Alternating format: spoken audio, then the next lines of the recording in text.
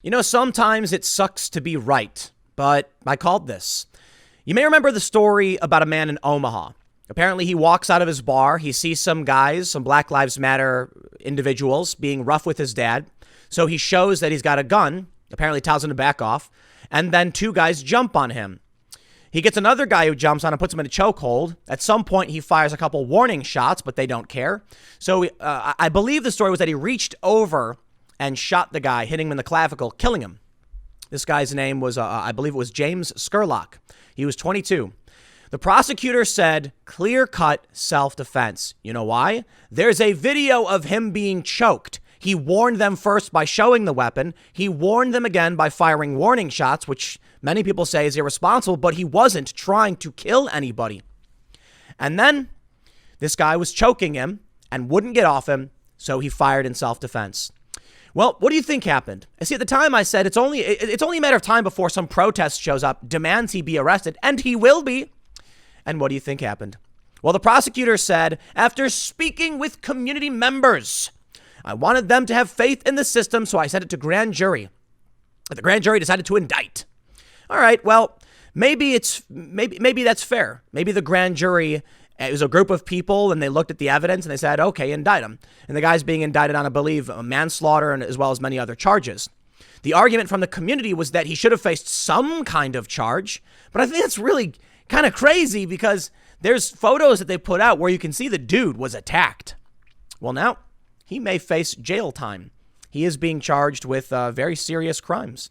Now, we do have another story that I want to get into, and it's the idea of how do we get past this? Because you may have seen what happened in Milwaukee, where a guy was in his home and a mob of Black Lives Matter people showed up and were shining lights in his window. He brandished a weapon, pointed it at him, and the cops said that he appeared to be drunk. Now the news is intoxicated man points a gun at protesters. And there's a really interesting point to be brought up here.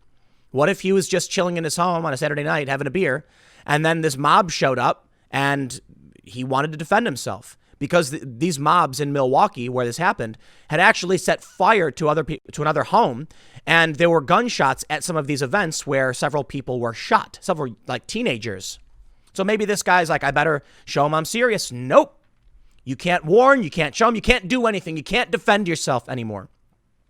And so what's the solution to all this? Looks like it's Bill Barr. He's trying to go after everybody, even the mayor of Seattle herself. He's trying to, I kid you not. Well, let's read this first story and then we'll work our way there. From CNN. Grand jury indicts Omaha bar owner in fatal shooting of black protester. They say, James Scurlock, a 22-year-old black man, was fatally shot by a white bar owner during a fight with several people on May 30th in Omaha, Nebraska, amid protests related to the police killing of George Floyd. Douglas County Attorney Don Klein declined to bring charges against the shooter, Jake Gardner, saying he acted in self-defense. But days later, Klein petitioned for a grand jury to review his decision, which at the time he said he stood by. Meanwhile, the Omaha Police Department was continuing its investigation. Special Prosecutor Frederick Franklin told reporters when announcing the decision Tuesday in video obtained by CNN affiliate KETV. Gardner was charged with manslaughter, the use of a firearm in the commission of a felony, attempted first-degree assault, and terroristic threats, Franklin said. The use of a firearm in the commission of a felony. What was that? There's video of this. The guys were choking him. What was he supposed to do? Well, they do bring up that he wasn't, his concealed carry was expired, and I believe that is a factor. But I think the prosecutor said, well, that's a different charge. Self-defense is something else. The indictment is not a sign that Klein was wrong in his decision, Franklin said. But after more than 60 interviews conducted by the Omaha Police Department and evidence taken from cell phones, video footage, and social media, the grand jury was presented with more information that Klein's office had at the time, he said. CNN has reached out to Gardner for comment. They say how the shooting unfolded. Let's get to the nitty-gritty. 2 videos depict scenes from the incident, as described by prosecutors. Gardner's father asked protesters outside the Gadsby bar to leave and pushed one. An unidentified man can be seen pushing Gardner's father back. And then Gardner intervened. Scurlock was not part of that group, the family attorney Justin Wayne said. Gardner had a handgun tucked in his waistband and lifted his shirt to show it during his confrontation with the protesters, Klein said of one video. Let's stop right there. Warning number one, I'm armed, back off. He didn't instigate. His dad may have, but is that on him? His dad, I believe, pushed the guy first. Two people jump on Gardner's back, and he fired 2 warning shots, the county attorney said. Within moments, Scurlock jumped into the fray, according to authorities. Gardner told police he was put in a chokehold, and he begged for the assailant to get off of him, according to Klein. Gardner then shot Scurlock in the clavicle, killing him. He thought he was in danger of losing his life or serious bodily injury, Klein said. Klein said that there isn't any audio that we have that shows any racial slurs because they were trying to claim he was yelling racial slurs as if that's justification for attacking somebody.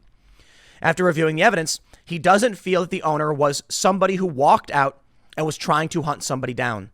Wayne, the family attorney, said Scurlock was trying to protect a family member and friend. Doesn't matter. It doesn't change what self-defense is. And this is exactly what the left was saying and their lawyers with the Portland incident. So in the Portland incident with Aaron Danielson, you see the far leftist guy raises his weapon and then there's a cloud of mist that comes after the shots are fired.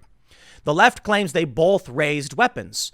Aaron Danielson, the Trump supporter, had tear gas and, well, Reinhold had a gun.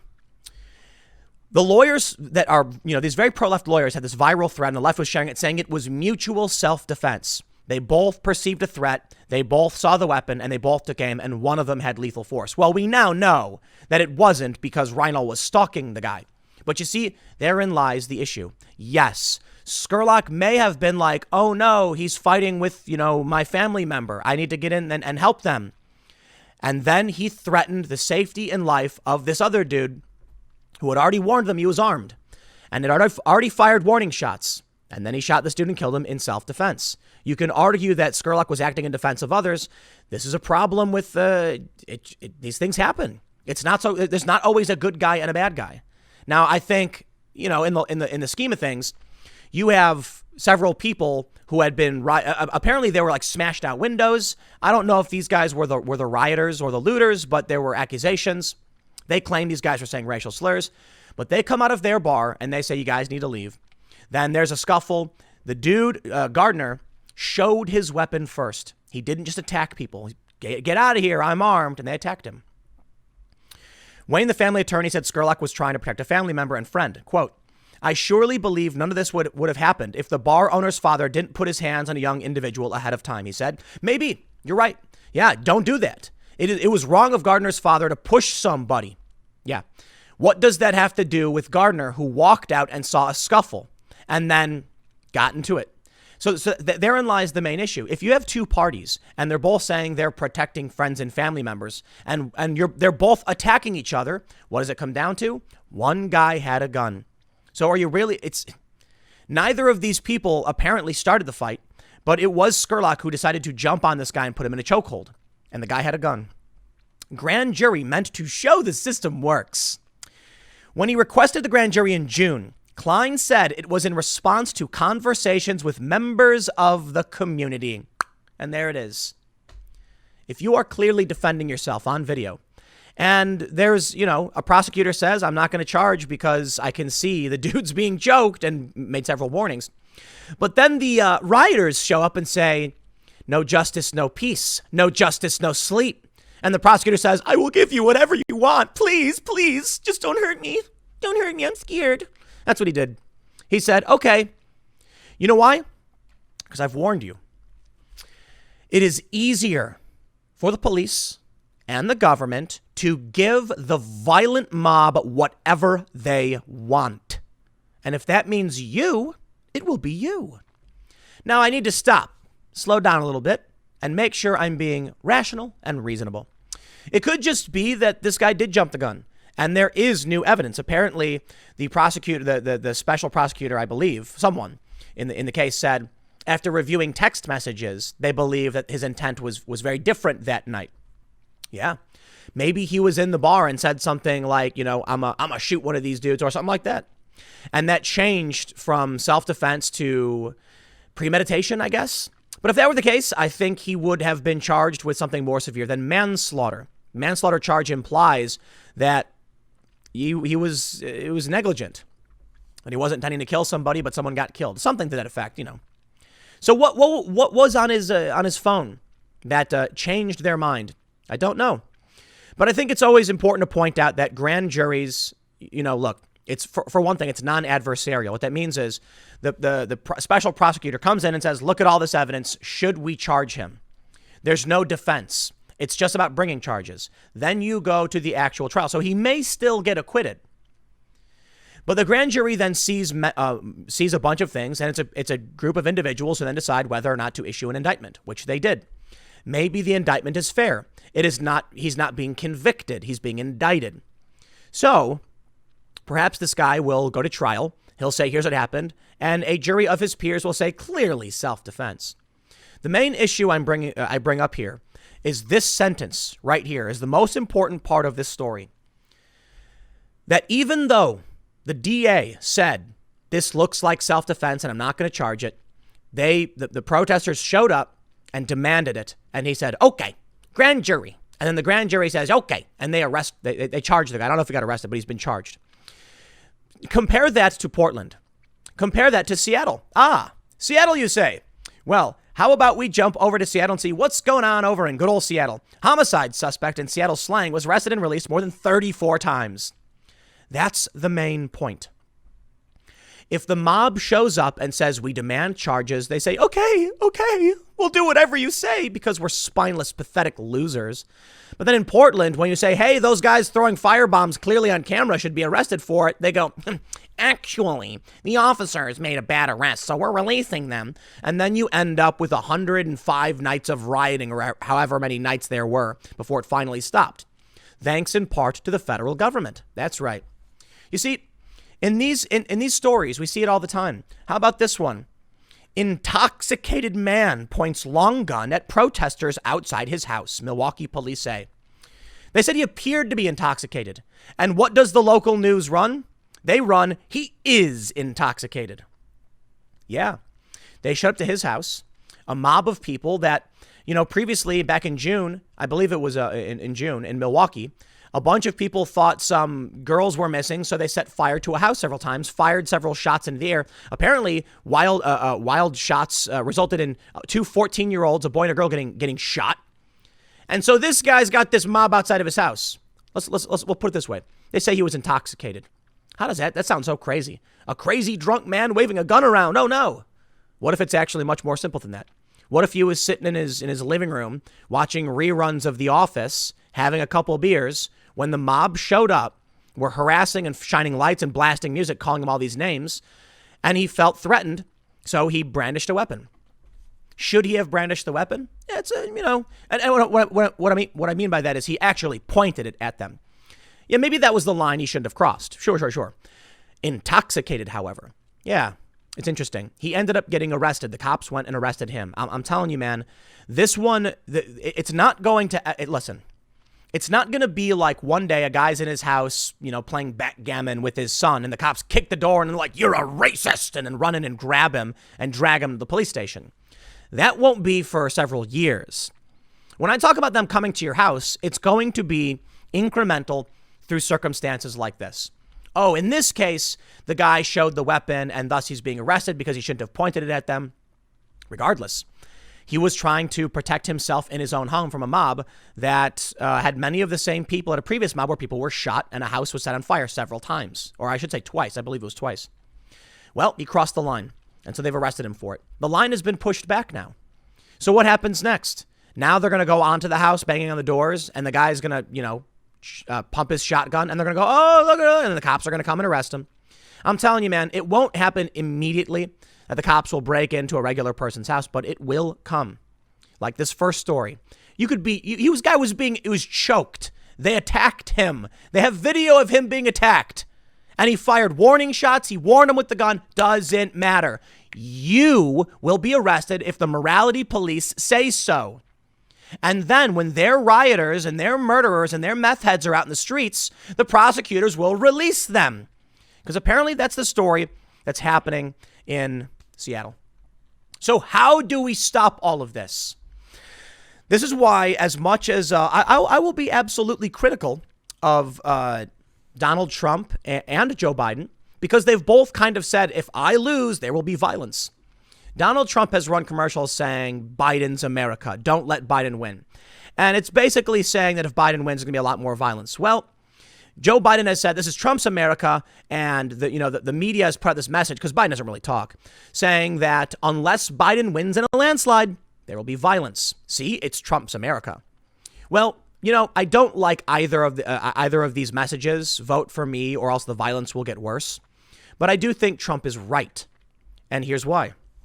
Bill Barr compares coronavirus lockdown to slavery. AG says it's one of the greatest intrusions on civil liberties, as he calls for sedition charges for violent Black Lives Matter protesters and urges Seattle's mayor to be prosecuted for allowing CHOP. That's right. Donald Trump is right. Bill Barr is probably the only person standing between you and the mob. And he's not doing, he can't stop everything. So you'll still get local charges. A lot of people on the left, they don't realize this. They were saying things like, I remember when Kyle Rittenhouse got arrested. They were like, if Trump pardons Kyle Rittenhouse, blah, blah, blah. Trump can't pardon somebody for state charges. Trump can pardon people for federal charges. The governors have to do state charges. People don't really understand how this country works at all. That's why they want to get rid of the Electoral College, so that the country would just burn to the ground. They have no idea what they're talking about. But in terms of the violent rioters and self-defense and what are your rights, Bill Barr, DHS, Donald Trump, they're the only ones defending all of us right now. It's true. Of course, you'll have people say, but what about the marginalized communities who are being terrorized? And first of all, it's just patently absurd. It's the exaggerations they've been pushing forward for all this Black Lives Matter stuff, and the propping up of criminals over and over again. I can say it again. I say it a million times. I don't want to see anybody get hurt. I don't care if they're a criminal or otherwise. I don't want anybody getting hurt. I don't want anyone dying. So we definitely want to figure out how to make sure people don't die. Cops shouldn't kill people. However, sometimes life is just that way, and these things happen. But they're willing to go out and riot for literally anyone. And then when there is video of you being choked out and you warned several times, all the mob need do is say, charge, and they will. So we're seeing that at the state level, the city level. In many jurisdictions, they've refused Trump's assistance. What do we do? Well, I think the federal government, I could be wrong about this, has the ability to intervene in some circumstances where constitutional rights are being violated. I don't know exactly how the federal government could or would go about doing that, but I can tell you, at least the feds shut down the riots in Portland. I want to make sure I show this. On September 4th, the Portland General Defense Committee warned people the FBI was showing up to people's homes and giving them similar charges to their state charges. That was the DHS. That is Bill Barr. That is Donald Trump's administration saying, if they won't do it, we will get these people off the streets. And then, like magic, the riots stopped. And I see all these people saying, but why did they stop? Where did Antifa go? Into hiding and into jail. It's that simple. The DHS, Bill Barr, and Trump, their plan was to cut the head off the snake. They found the individuals who were organizing. They charged them. They locked them up. Now they're facing federal charges. In New York, you got these two people facing a minimum of 45 years for Molotov cocktails. They were like, I guess, I don't know if they were handing them out. They threw them at like a beat up NYPD cruiser of some sort. And now they're facing serious federal charges. I really do believe it. If Donald Trump loses and Biden gets in, you're not going to have law and order. You're going to have morality policing at every level of the government. Perhaps Donald Trump is the last bastion of true law and order before the morality police show up, knock on your door, and tell you you're going to jail for being a racist. Maybe we're several years away from that degree of absurdity. I wouldn't be surprised if it started happening sooner and earlier than I anticipate. The man in Milwaukee, for instance, they said he was a racist. That's why they were protesting him. He had a Trump flag outside his house. They claimed he would parade around with Confederate flags. You know, I don't really believe that because the guy wasn't hanging a Confederate flag outside his house. It was an American flag and a Trump flag. But nonetheless, they called him a racist. And they apparently are planning other protests at the homes of racists. What do you think will happen next when the mob shows up and they say the man is a racist? And then they can just lie. They can say to the cops, he's armed. He was threatening us. And the cops will arrest him. The cops will arrest him. They'll eventually arrest you. The mob will show up to your house on private property or whatever, and there's nothing you can do. The police will say, our job is to keep the peace. And you know what? You are the obstacle and the weakest link, which means we need only arrest you and mission accomplished. I know you didn't break any laws. You were just sitting in your home watching Jurassic World 2 or whatever with your family, preparing a good old game of backgammon. I've never actually played backgammon. I don't know. I just think it's funny. And all of a sudden you see a knock on the door and the cops show up. If the cops are there and there's a big mob outside of your house and you're like, what's happening? Sir, place your hands behind your back. You're under arrest for what? Sir, you're under arrest. What am I being arrested for? Sir, put your hands behind your back. And they bring it to the car and the wife's running out yelling, what's happening? I don't know. And then who knows what you get charged with. Think it can't happen here? Think again. It can happen anywhere. And we're seeing the insurrectionists in the street. And I think if Trump loses, it will get worse than we can possibly imagine. I've heard stories from the Soviet Union. That story I told you about the cops showing up, the angry mob, that stuff happened over there. I had a friend tell me that if you had a problem with your neighbor, you just called the party and you called the police and said that he was bad-mouthing the Communist Party, and they were gone. House was apartment cleaned out, off to the gulags. So I don't know how far away we are from something like that happening, but let me tell you, we're already at the point where a mob can show up to your house and they will arrest you. I know. The guy was dancing the line, pointing a gun at people. Sure, of course. They did it to the McCloskeys, and these people actually got charged. You hear that? 9 people, I think it was, got charged with trespassing by coming onto the McCloskeys' property. So doesn't that justify that they were in the right to defend themselves, especially in a stand-your-ground castle doctrine state like Missouri? Doesn't matter. Felony charges. So this is a very serious conflict we're facing. Culture war, cold civil war, I don't know. But I'll tell you this. If you believe in equality under the law and want to be treated fairly, then the left is your enemy, because they believe in morality policing. They believe that they have a right to impose subjective laws. It's literally what they do. They do not believe in equality under the law. That's why they want to repeal the civil rights law in California and probably everywhere else. They do not want you to be equal, because that's not equity. Think about what that means. You may have seen the photo they love to share. 3 people standing against a fence, and there's a baseball game in front of them. Everybody has a box they're standing on. The first guy is very tall. The second guy is of average height, and the third guy is short. Well, the short guy can't see.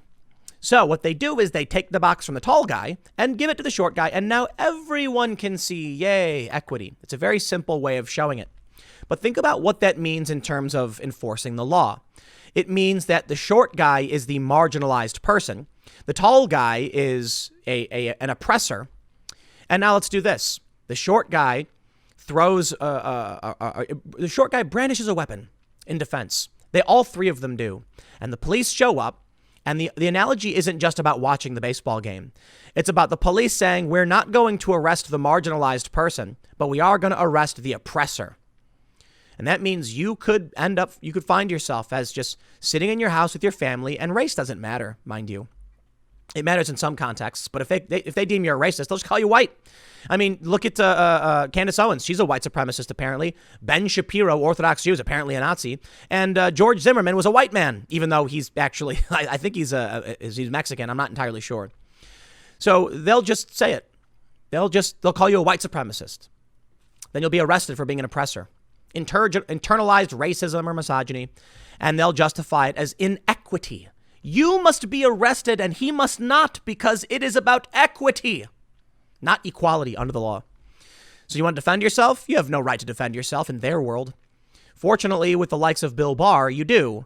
However, what do we have? Just Bill Barr? Well, we still have many Republican jurisdictions that probably believe in this stuff. And the governor of Missouri may pardon McCloskeys if they do end up getting convicted. But this battle is something we got to pay attention to, because if these people on the left win, if Donald Trump loses, yeah, they'll show up to your house, call you a racist, you'll be arrested. There you go. I'll leave it there. Next segment's coming up at 1 p.m. on this channel, and I will see you all then.